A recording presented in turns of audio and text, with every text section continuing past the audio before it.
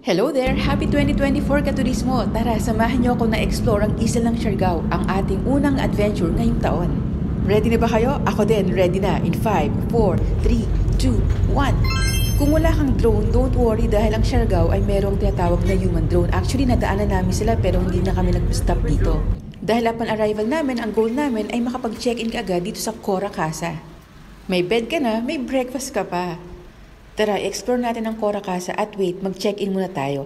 Actually, upon arrival namin ay sinalubong na kami ng napaka-friendly na si Franz. At kung naisipan mo lang na mag-explore sa Siargao pero hindi mo pa alam kung saan ka pupunta, don't worry kasi ang Cora Casa ay nag-o-offer ng mga tour package like mga land tour at itong island hopping.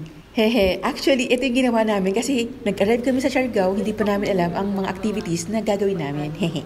At kung sakali na mapagod ka sa mga activities, don't worry. Magpamasahe ka na lang at magpaspa para ma-relax ang katawan mo the following day. Kagaya na sinabi ko kanina,